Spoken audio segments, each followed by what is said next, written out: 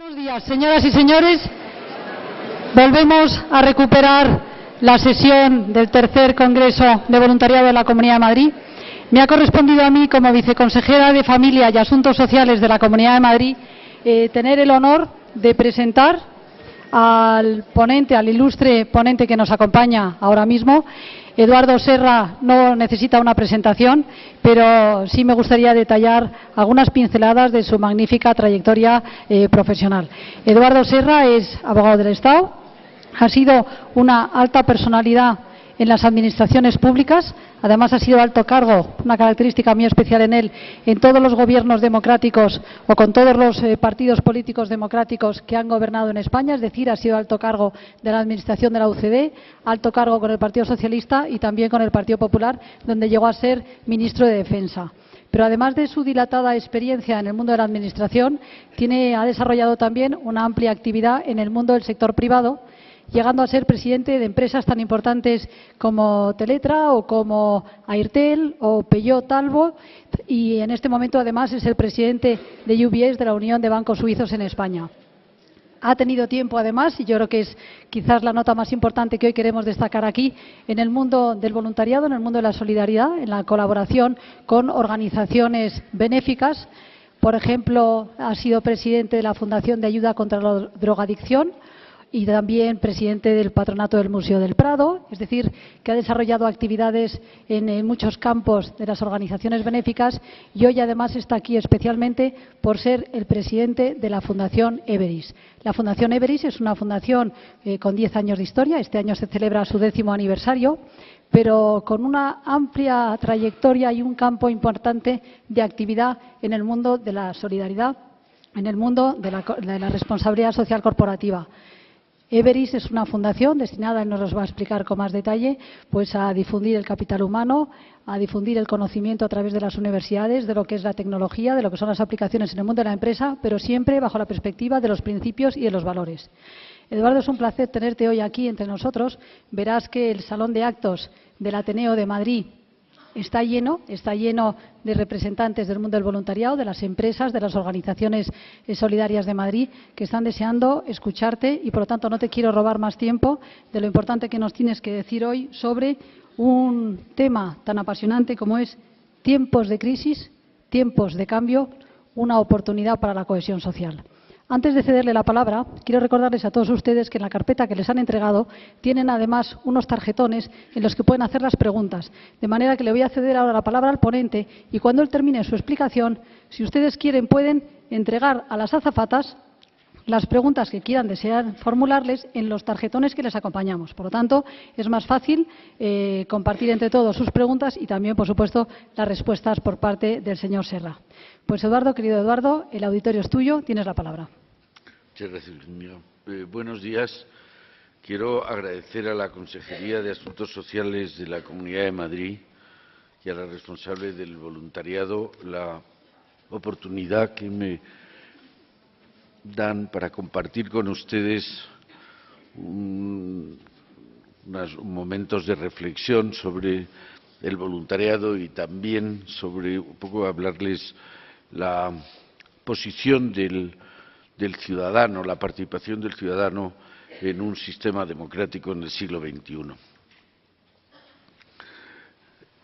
Además del agradecimiento, quiero decir que para mí es un orgullo estar aquí, en este marco incomparable del Ateneo, hablándoles a ustedes del voluntariado. Y les diré por qué es un orgullo. Me parece que en un mundo que desdichadamente, entre otras muchas dichas, pero hay una desdicha que es la de haber troquelado el modelo de las relaciones sociales sobre la base del conflicto. Hay muchas dimensiones de las relaciones sociales: la cooperación, la ayuda, la fraternidad, la solidaridad y el conflicto. Y sin embargo, el troquel de nuestro tiempo es el troquel del conflicto, con lo cual lo que se inculca, no digo en la escuela, pero lo que se inculca en la sociedad es la defensa a ultranza de los derechos propios y la minusvaloración de las responsabilidades. Yo creo que el movimiento voluntario es un ejemplo de lo contrario, es un ejemplo de dar sin esperar recibir. Es, en cierto sentido, podríamos decir que es un ejemplo evangélico que choca, afortunadamente, con esa visión del mundo como conflicto y lucha en las relaciones sociales. Vivimos en democracia afortunadamente, y vivimos en democracia desde no hace mucho tiempo. Aquí las paredes están decoradas con cuadros que acreditan que tampoco es una novedad en España la democracia. En las Cortes de Cádiz se acuñó el término liberal, que sigue manteniéndose en pleno vigor, y al ser reciente esta experiencia democrática todavía quizá no ha calado lo suficiente, en el sentido de que se habla constantemente de exigencia de derechos. Antes de ayer venía en algún medio de comunicación que ya es exigible ante los jueces en el País Vasco, como también lo es en Andalucía, el que se pueda exigir el derecho a una vivienda. Cualquiera puede exigir el derecho a una vivienda. Eso está muy bien. El problema con todos los derechos sociales es que hay que asegurarse que se pueden pagar, que se pueden conseguir. De otra manera, estamos generando expectativas en las personas que al verse defraudadas generan una profunda frustración. Entonces, en esta democracia joven, y como se pone de manifiesto en el informe que hace 2 meses hoy, o 2 meses y algo, elevamos a Su Majestad el Rey, la democracia exige, digo, poner al ciudadano en el centro de la escena política. Para los asuntos públicos complicados, numerosos, se estableció ya desde hace siglos el esquema de la representación política, y son los representantes los encargados de la defensa de esos intereses públicos. Pero quizá se ha ido la mano en poner el acento en los representantes y olvidarse un poco de los representados, de los ciudadanos. Y en el informe sugerimos o proponemos una revalorización de la función del representante, que debe dejar más espacio al representado, al ciudadano en cuanto tal. También se hace una reflexión somera de 2 parámetros, 2 realidades muy novedosas en la historia de la humanidad y que, sin embargo, están marcando este comienzo del siglo XXI de una manera capital. Me refiero, en primer lugar, al proceso de globalización. Hoy, sin precedentes en la historia de la humanidad, se ha hecho verdad aquella afirmación de la aldea global de hace poco más de 30 años. El año 2007 es el primer año en la historia de la humanidad que la población urbana supera a la población rural. De cerca de 7.000 millones de seres humanos que hoy poblan la Tierra, más de la mitad viven en entornos urbanos. Lo cual quiere decir que estamos en un entorno que no es el natural, o que es menos natural que el entorno rural, que era el mayoritario hasta ahora. Esta globalización exige a todos capacidad de competir, si quieren ustedes capacidad de ser útil, más útil, no que los demás del pueblo, no que los demás de la ciudad o de la nación, no que los demás de Europa, sino que exige una competición también a escala global. Pero junto a eso estamos viviendo otra realidad, con pocas novedades, muy novedosa, quiero decir, con pocos precedentes. Se decía, recuerdo que lo comentaba uno de los responsables de la excavación de Atapuerca, el profesor Suara, que decía que la mayor revolución ocurrida jamás en la biosfera había ocurrido durante el Neolítico, en que una especie animal, la especie humana, había sido capaz de fabricarse su propio sustento, su propio alimento a través de la agricultura. Y no vuelve a ocurrir nada desde el punto de vista de la investigación y de la ciencia hasta comienzos del XIX, donde llega la revolución industrial, que transforma profundísimamente la realidad, el entorno, la vida de las personas. Pero ahora, a finales del siglo XX, principios del XXI, estamos envueltos en una nueva revolución que ha venido a llamarse revolución tecnológica. Y esa revolución tecnológica va a cambiar, está cambiando, pero va a cambiar mucho más desde nuestros modos de vida a nuestras realidades más íntimas. Fíjense, por ejemplo, lo que supone la novedad del teléfono móvil. Yo recuerdo que cuando se creó la primera empresa privada de telefonía móvil allá por el año 95, se solía decir que el 76% de la humanidad jamás había hecho ni recibido una llamada telefónica. Hoy, solo 15 años después, países no especialmente desarrollados tienen una tasa de cobertura de telefonía móvil superior al 90%. Es decir, de repente masas gigantescas de población están consiguiendo acceso a los bienes de la cultura y del bienestar. Esto, aunque a los países ricos más afortunados como España nos pueda originar, y de hecho está originando problemas, en el fondo hay que ver la satisfacción de que enormes masas de campesinos chinos, indios, indonesios, hayan podido acceder, como digo, a los bienes más elementales del bienestar y de la cultura. Pero importa destacar de esta revolución tecnológica que estamos viviendo una característica, y es que lo que empieza a sobresalir como factor esencial de la producción, me refiero de la producción económica, es el trabajo cualificado que llamamos talento. Miren, a los que hayan estudiado economía, a los que hemos estudiado economía, se nos dice en los manuales que hay 3 factores de la producción: la tierra, el capital y el trabajo. La tierra, durante miles de años, ha sido el factor de producción estratégico, el más importante, y los que mandaban en el mundo se les llamaba terratenientes. Con la revolución industrial, el carácter estratégico de la producción lo pasó a tener el capital. El capital era el requisito imprescindible y necesario para construir grandes industrias, siderurgias, astilleros, ferrocarriles. No se podía hacer ninguna industria sin una gran dosis de capital.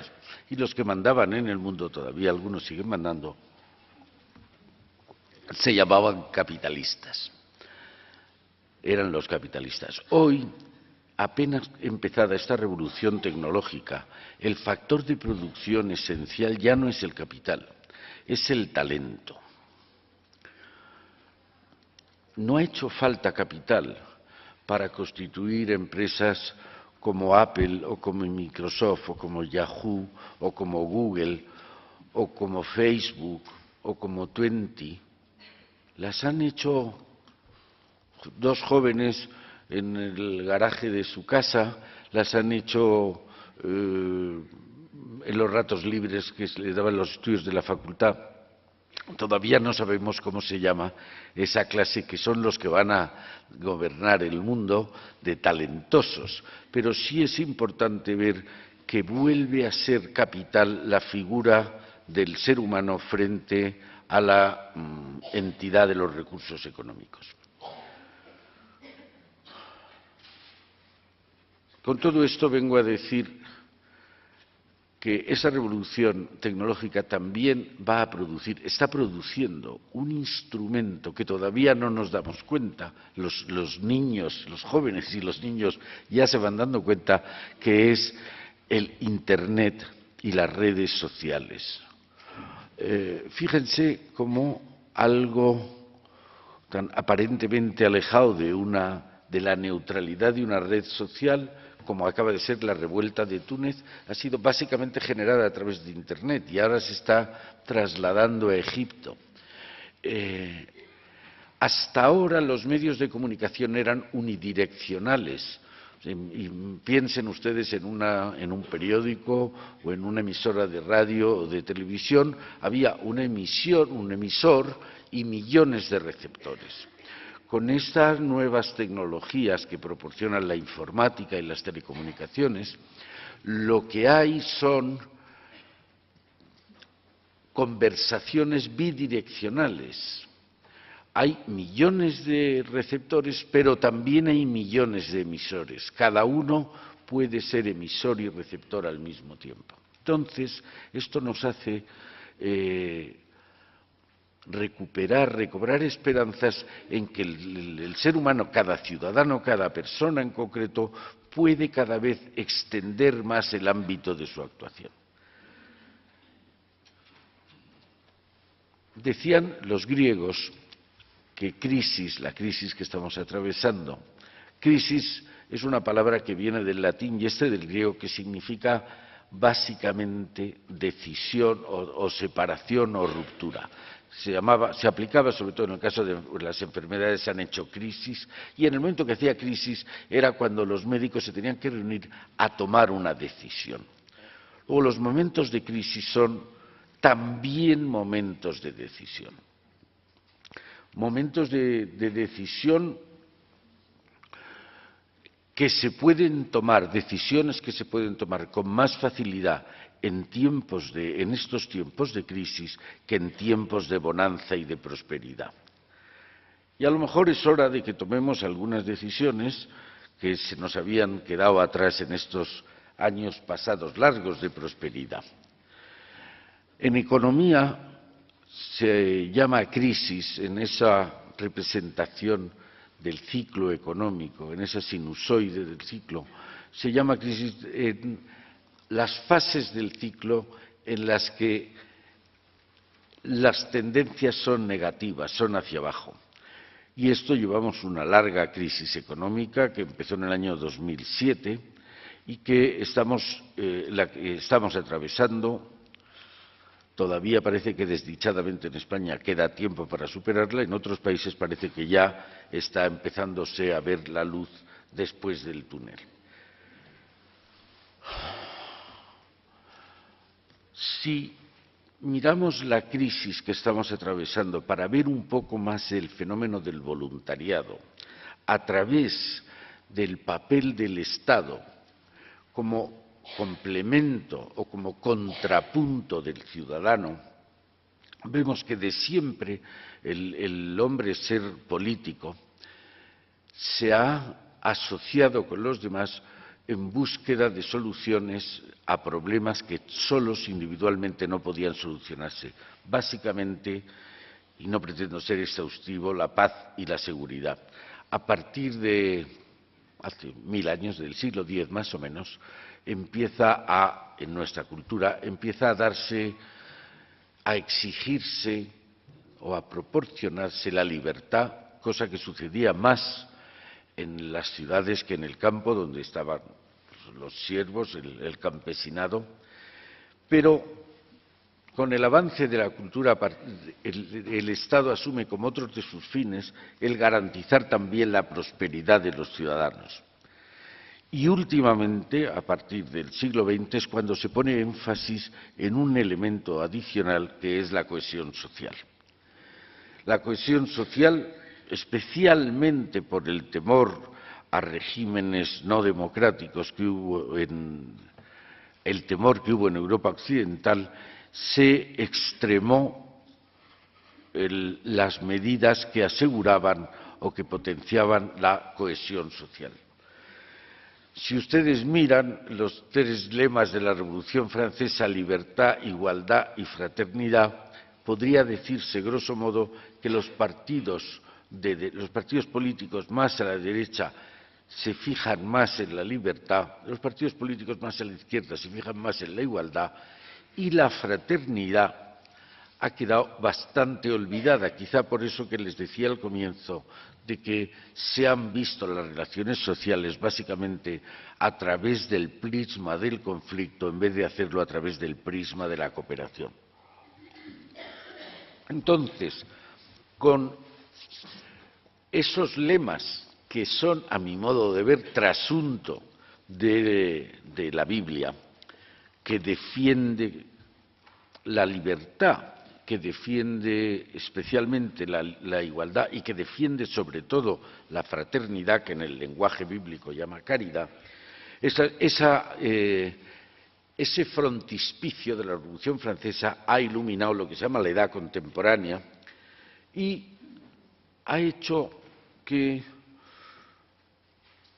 hubiera ese conflicto entre partidos defensores, más defensores de la libertad que de la libertad en un caso y de la igualdad en el otro. Hoy, a esa caridad que llama la Biblia y que se le llamaba fraternidad en la Revolución Francesa, se le llama solidaridad. En todo caso, es el impulso. Quizá es el parámetro que mejor mide la civilización o el grado de civilización de una cultura. El cuidado por las minorías, el cuidado hacia los desvalidos, el respeto a las singularidades del discrepante. Esa tendencia hoy, por eso les decía al comienzo que estaba muy orgulloso, muy honrado de hablar con ustedes, hoy si hay un movimiento social que la refleja y la ejemplifica es el voluntariado.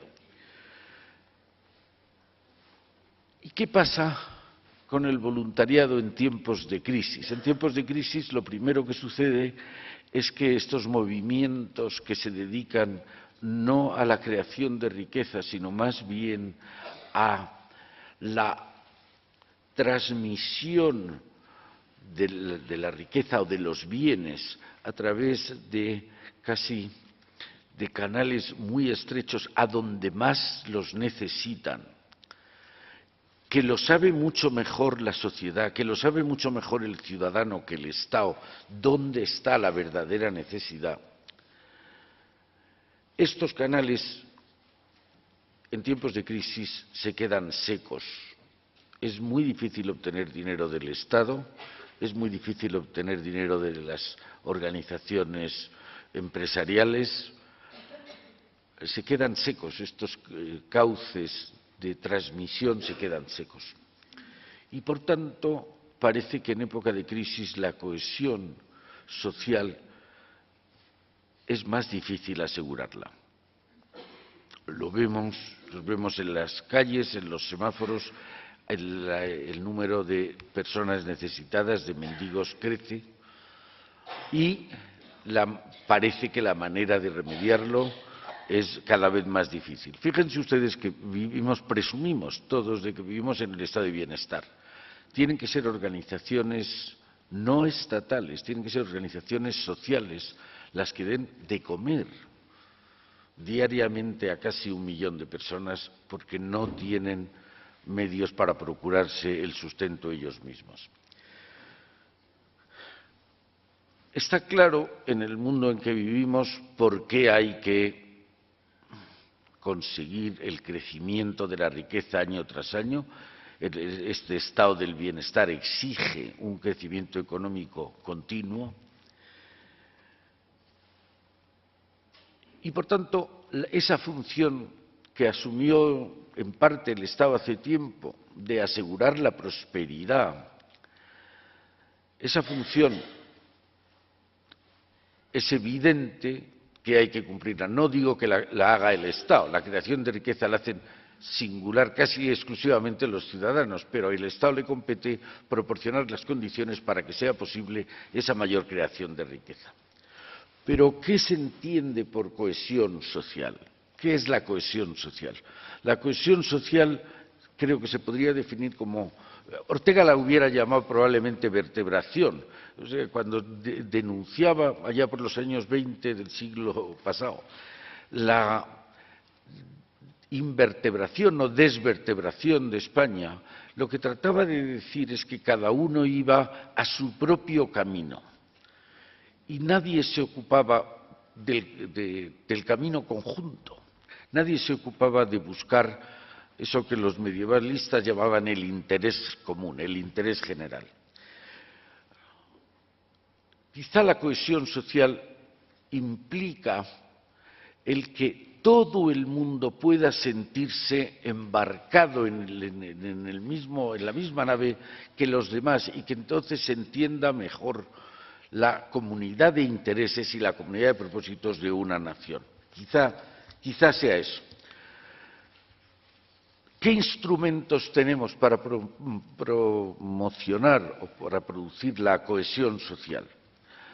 El Estado, a través de, en general, la redistribución, con un sistema fiscal más o menos progresivo, poder hacer redistribución de la riqueza, no directamente, pero, por ejemplo, proporcionando bienes tan elementales, pero tan preciados como la salud o la educación para la colectividad toda. Pero la sociedad civil también tiene sus propios métodos. Tiene el método de Cayo Mecenas, el mecenazgo, tiene el método del patrocinio en las modernas sociedades, las modernas empresas, pero estos proporcionan recursos económicos. Sin embargo, el voluntariado, y hay que decirlo porque nadie lo dice, esas más que meritorias asociaciones y órdenes religiosas que en silencio y con extraordinario sacrificio se ocupan de proporcionar a los más desvalidos los bienes elementales. Tanto el voluntariado como estos movimientos religiosos, órdenes y asociaciones son, a diferencia del mecenazgo, del patrocinio, ocupan recursos humanos. Es la propia actividad humana la que se encarga de favorecer esta, como quieran ustedes llamarle, solidaridad, fraternidad o cohesión social. Se ha dicho, y es verdad, este año la Fundación contra la Droga hace 25 años y hemos gozado siempre y, por tanto, tengo buena experiencia de las virtudes del voluntariado, tanto del voluntariado de jóvenes, ofreciendo instrumentos a sus colegas para que puedan rechazar en el momento en que llega la droga, como de personas mayores atendiendo teléfonos de ayuda a los drogadictos o a las familias de los drogadictos. Y por tanto, tanto los jóvenes como la tercera edad, en todo tiempo pueden proporcionar voluntarios, hacer voluntariado. Pero hay algo que se olvida, en tiempos de crisis, los adultos pueden hacer también voluntariado. No digamos los que están en el desempleo, puede hacerse, entonces si hay tiempo libre, puede ayudarse a los demás. Hace pocos días venía en un medio de comunicación una teoría bonita sobre la sabiduría, la verdad, la libertad, la bondad y la felicidad. Y se decía, la felicidad se encuentra, es una frase de los clásicos, cuando no se busca la propia felicidad se encuentra. Es decir, al contrario de lo que pensaba Sartre, los otros no son el infierno, los otros son la salvación que proporciona la felicidad. Bueno, no me parecería un mal movimiento que se intentara entre la, por desgracia, grandísima población desempleada, el buscar oportunidades para el voluntariado. Pero el voluntariado que puede hacer en tiempos de crisis lo que no pueden hacer, porque por definición escasean los recursos, lo que no pueden hacer ni las empresas ni siquiera el Estado, es el voluntariado. Y son también estas asociaciones religiosas las que pueden, no solo como en tiempos de bonanza, sino incluso más, hacer por la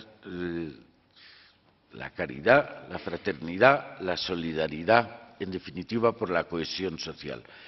En definitiva, asegurar que la pirámide social no se rompe, sino que va toda buscando los mismos fines, los mismos objetivos para la consecución del mayor bien común.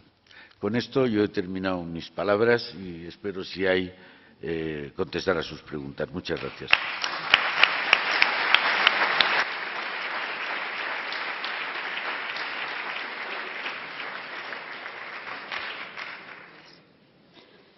Pues, querido Eduardo, muchísimas gracias por tus palabras.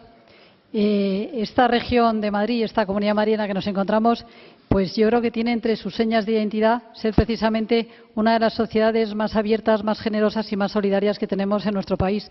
En esta Comunidad de Madrid tenemos registradas más de 1000 entidades de voluntariado que representan 150.000 voluntarios activos y comprometidos, con lo cual es un lujo para nosotros tener la oportunidad que alguien pues, que ha ocupado las máximas responsabilidades en la Administración, también las máximas responsabilidades en la empresa, sabe llegar al corazón del voluntariado, sabe encontrar precisamente cuál es la fuerza del voluntariado, cuál es el papel que representan las asociaciones y los voluntarios de a pie en nuestra sociedad y, desde luego, le voy a dar la oportunidad a los que nos acompañan a poder hacer preguntas.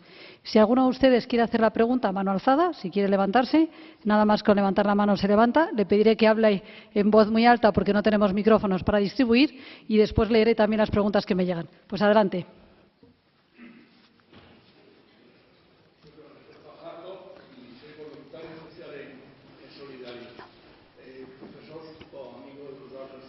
¿Por qué insiste tanto en cohesión social, en paz y en seguridad, y no ha mencionado al menos a la vez la justicia social? La paz o es fruto de la justicia o es silencio de los cementerios. Segundo, ha reconocido, como todo el mundo de la historia reconoce, el papel de las instituciones religiosas en el servicio a los demás, obvio, pero la gran revolución después de los años 70 es como hombres y mujeres laicos, sin adscripciones políticas, sociales o religiosas, se han preguntado ¿qué puedo hacer yo por los demás? Entonces reconocemos lo religioso, pero ellos al fin y al cabo tienen una compensación en el cielo. Y en cambio los laicos no llegan a conseguir camino.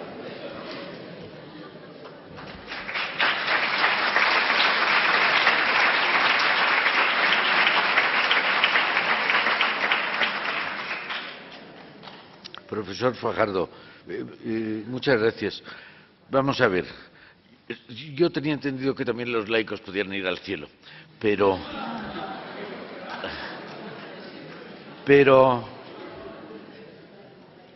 yo he dicho, entre los que proveen de recursos económicos el mecenazgo, el patrocinio y el Estado, los recursos públicos, y entre los que proporcionan recursos humanos, he dicho el voluntariado y también las asociaciones religiosas. Yo entiendo que no he excluido a los laicos porque si lo hubiera hecho, hubiera dicho lo que no quería. Entiendo que es los religiosos y los laicos. Déjeme que le diga, yo no soy particularmente religioso, déjeme que le diga por qué me gusta hacer hincapié en los religiosos sin menoscabo ni el más mínimo de los laicos. Porque me parece que se está siendo injusto con el esfuerzo de los religiosos. No digo que se esté siendo justo con el de los laicos, pero particularmente con los religiosos me parece que no se está haciendo una labor del mínimo reconocimiento. Es por eso por lo que he subrayado un poco más, pero en absoluto es olvido de los laicos. Segundo, la justicia. Tiene usted razón, no lo he dicho. Mire, hay una cosa que no se suele unir. La filosofía griega, decía Platón, decía que el cuerpo social, ese del que yo pido cohesión, para que no se descoyunte, tenía tres partes. Con eso inaugura Platón la teoría organicista de las sociedades. La cabeza, que decía él, esto no lo digo yo, lo decía Platón, eran los filósofos y los religiosos, los sacerdotes, cuya virtud era la prudencia. El pecho, cuya virtud, que lo ocupaban los policías y los militares, cuya virtud era la fortaleza. Y el vientre, que lo ocupaban los campesinos, los artesanos, los menestrales, cuya virtud era la templanza. Luego había otra virtud, que era la justicia, pero ni siquiera Platón sabía definirla muy bien. Y al final, fíjese, profesor Fajardo, qué definición da Platón de la justicia. Dice que es sum quique tribuere, dar a cada uno lo suyo. ¿Qué es lo suyo? Él decía dar a la cabeza lo que es de la cabeza, dar al pecho lo que es del pecho y dar al vientre lo que es del vientre. La religión cristiana recoge esta tradición platónica y lo habrá adivinado usted, habla en las virtudes cardinales eran prudencia, justicia, fortaleza y templanza. Yo creo que el concepto de justicia es tan difícil que es extraordinariamente subjetivo. Es verdad que la injusticia clama y ante la injusticia todos podemos estar más de acuerdo, pero la situación justa es más difícil. Quizá por eso, sin pretender que no se cumpla la justicia, yo hablo de cohesión social porque es una medida, a mi modo de ver, es una medida más fácil de medir. Le digo, por mi experiencia con las Fuerzas Armadas. ¿Sabe usted cuál es, al final, la causa, que ya dicen los historiadores, de la victoria de Occidente sobre la Unión Soviética en la Guerra Fría? La cohesión social de las sociedades occidentales. Eso se puede medir. Hoy medimos, nuestras sociedades están más cohesionadas que otras sociedades más primitivas o otras sociedades con otro tipo de civilización. Quizá por eso me fijo más en la cohesión social. De todas maneras, le puedo dar, y con esto termino, un argumento más pragmático. Me dijeron que querían que hablara del voluntariado y la cohesión social, y por tanto he hablado más de la cohesión social. Había otra que me la lees tú. Voy a leer otra pregunta que nos han llegado a la mesa. A veces parece que vivimos en una sociedad adormecida, centrada en sí misma, que absorbe, sin capacidad de crítica, toda la televisión y los programas basura que se producen. A la vez es una sociedad capaz de realizar labores ejemplares de solidaridad y da muestras de generosidad, como hemos visto también en el desastre de Haití. ¿Qué se puede hacer para despertar a esa parte de la sociedad que todavía permanece dormida? ¿Qué tenemos que hacer para que participe en la transformación del mundo y en las mejoras de su entorno? Eso es casi un programa político, la respuesta a esa pregunta. No, es verdad, yo creo que estamos, además, con un inconveniente adicional. La sociedad en la que vivimos, hay no solo el voluntariado, hay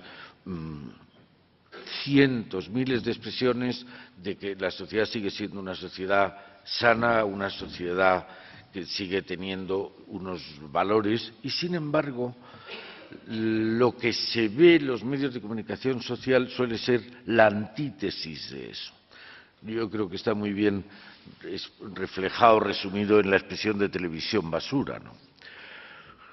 Pero además el INRI que tiene eso es que lo que ve todo el mundo no es el voluntario laico o religioso cumpliendo su labor, lo que ve todo el mundo es la televisión basura. Y por tanto produce un efecto desmoralizador, en el mejor sentido de la palabra, terrible. ¿Qué se puede hacer? Yo creo que los movimientos sociales también pueden cumplir una labor de catalizador, no solo una labor de ejemplo. En química se llaman catalizadores aquellos elementos que aceleran una reacción química. Bueno, yo creo Mire, en la Fundación contra la Droga empezamos hace mucho tiempo con unas campañas, por cierto, que los medios de comunicación desde hace esos 24 años colaboran gratuitamente a hacerlas, unas campañas de sensibilización social. Yo creo que, y así actúan de catalizador, yo creo que esta sociedad que aparentemente está dormida, que aparentemente está incluso narcotizada con esas televisiones basuras y otras realidades, el solamente añadir a esa actitud que ya en sí misma es un ejemplo, una cierta labor de, yo no le llamaría proselitismo, una labor de sensibilización, de catalizador social, sería una buena manera de despertarlo. De todas maneras, yo creo que el catalizador acelera una reacción que se va a producir en todo caso. Esto no es el fin del mundo. Estamos viviendo una época, como quieran ustedes, de mayor relajación de las costumbres, o que sea. Esta época terminará. Lo que pueden hacer esos movimientos es acelerar la terminación de esa sociedad dormida. Eduardo, me gusta mucho la expresión que has utilizado de catalizador. Cuando hablo de voluntariado yo en reuniones pequeñas, digamos con asociaciones pequeñas, yo utilizo un término mucho menos exacto, obviamente, pero que me sirve para ilustrar un poco la labor de los voluntarios. Yo le llamo el contagio. Yo digo que el voluntariado es contagioso, que una persona que ha probado el voluntariado repite siempre y atrae a los que están a su alrededor. Este acto, este tercer Congreso de Voluntariado, es un acto de contagio. Yo estoy convencida que efectivamente así conseguiremos llegar a esa sociedad esa sociedad dormida, que estoy segura que va a poder despertar.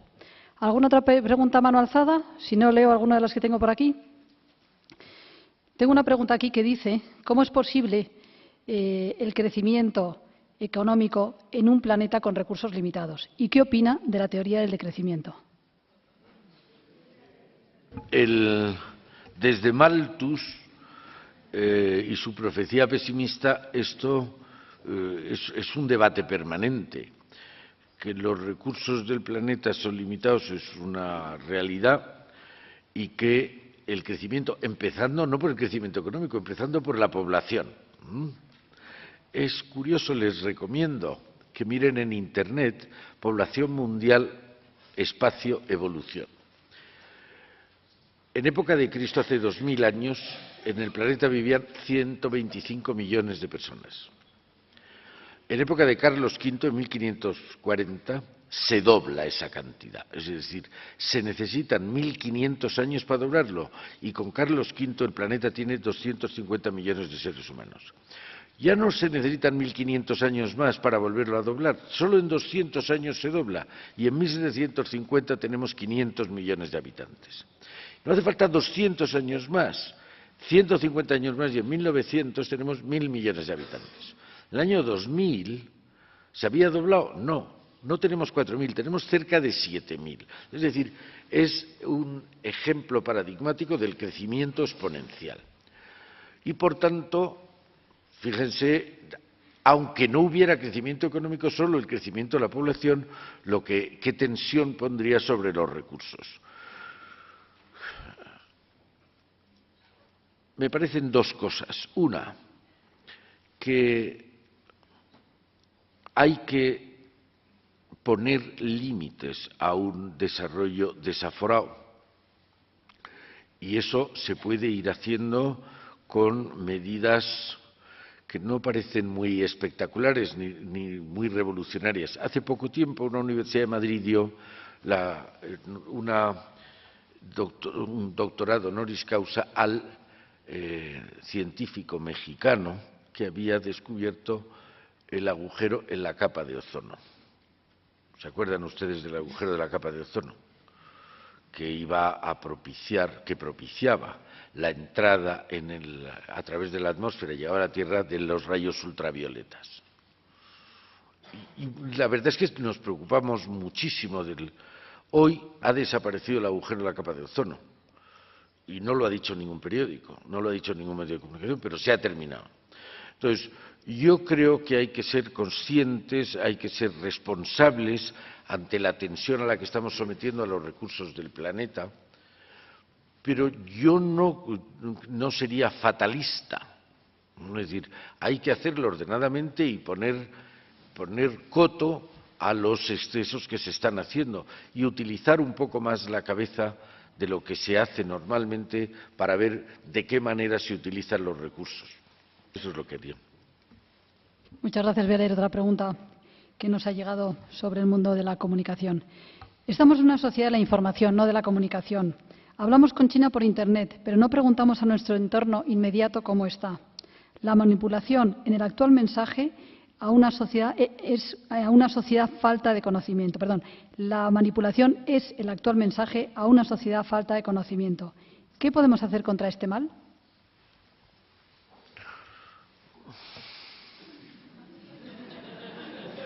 Tiene usted razón, no sé quién lo pregunta.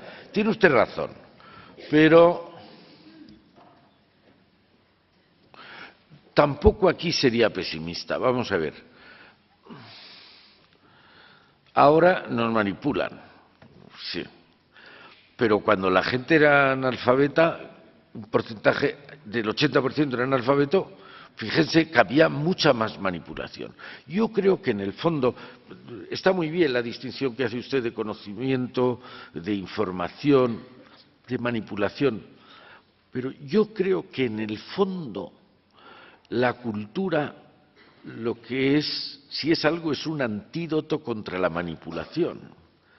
Entonces, es verdad que habíamos salido de un sitio malo, que era la ignorancia generalizada, y hemos llegado a un sitio donde creíamos que era la estación término, y no es más que una estación intermedia donde el conocimiento se sustituye en muchas ocasiones por manipulación.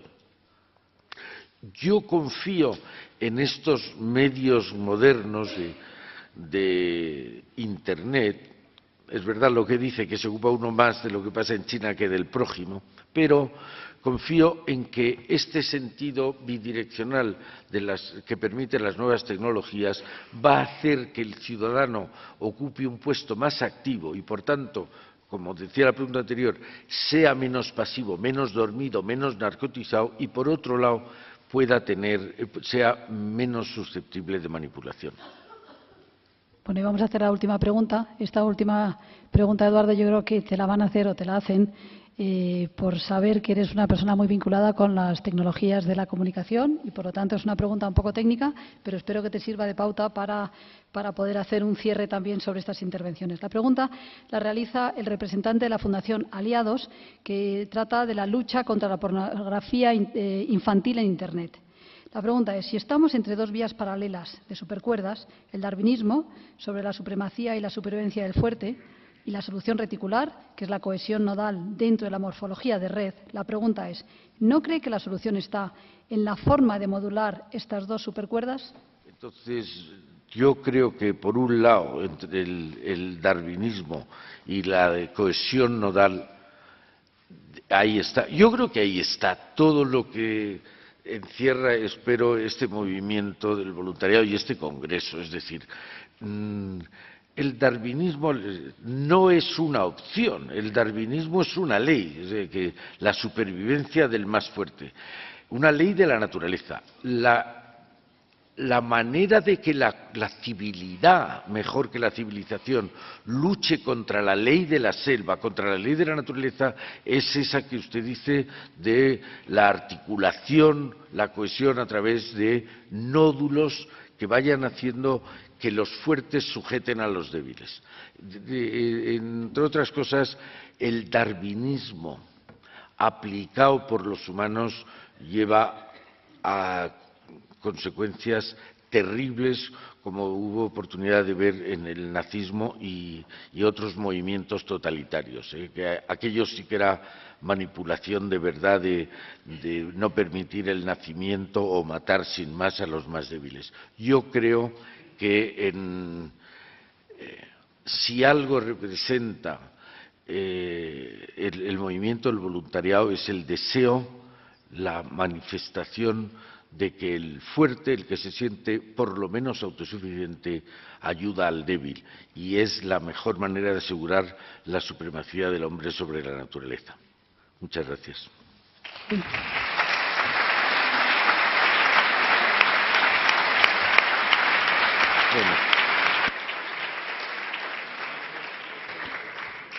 Muchísimas gracias a todos por su asistencia. Voy a levantarme para acompañar a don Eduardo Serra a la salida y mientras le pido a los que van a participar en la mesa redonda que se incorporen. Llamo a Laura Ruiz de Galarreta, la directora general de Voluntariado de la Comunidad de Madrid, a Luis María López Aranguren, a Germán Granda Revilla y a Mariano Sánchez Martínez para que hablen ahora sobre todos los temas relacionados con voluntariado que forman de esta mesa redonda que va a comenzar a continuación. No se retiren, por favor, y les veo en unos minutos. Muchas gracias.